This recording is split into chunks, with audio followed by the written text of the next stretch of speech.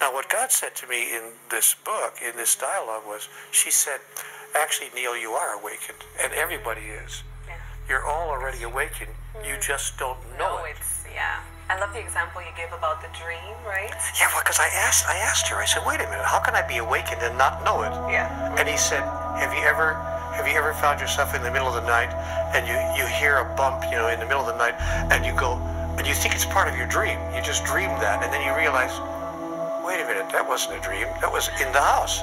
The cat must have knocked over a vase downstairs. Something happened that actually happened in real life. And so God is saying to me, you are already awake. You simply don't know it. And the way that you can come to a place of knowing it and then embracing it and then living into it more and more is to help others to know that they too are fully awake. Yeah. That they too are awake and simply don't know it. That's what I meant, she said, when I invited you, give people back to themselves. Remind them who they really are. So I've tried to do what he's asked me to do. I think you're doing it very well. Very, very well. I'm trying. Yes.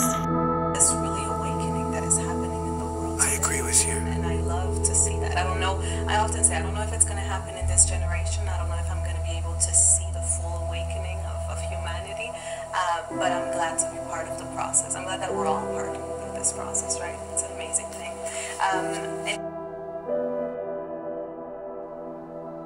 I believe that gratitude is the single most powerful tool in the process of spiritual awakening.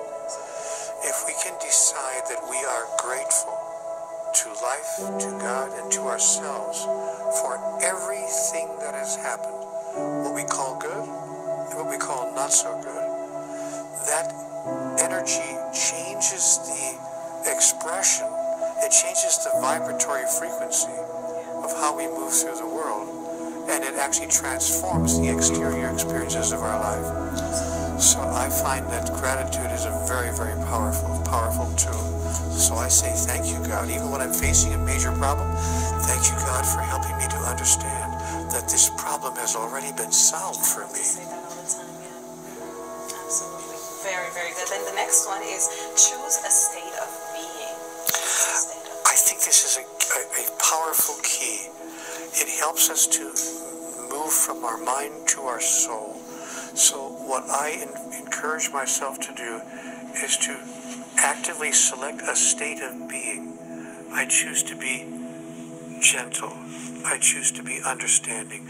I choose to be compassionate, or whatever it might be. I choose to be wise. I choose to be clear.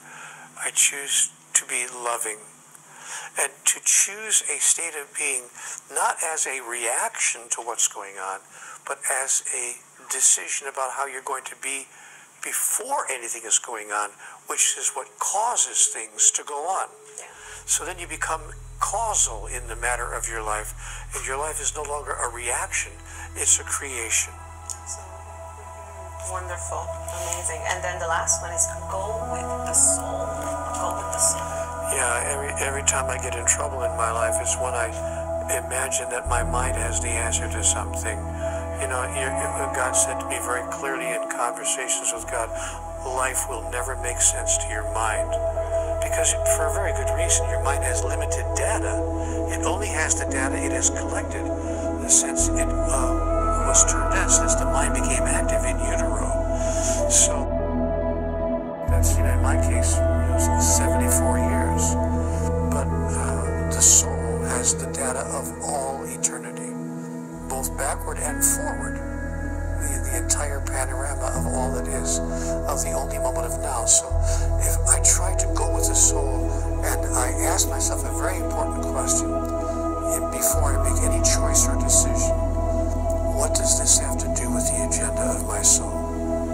I think about that when I put on certain clothes, when I eat certain food in a restaurant, when I meet a person, when I agree to do an interview, or when I agree to do anything. What does this have to do with the agenda of my soul? If I can't see a connection, I don't do it.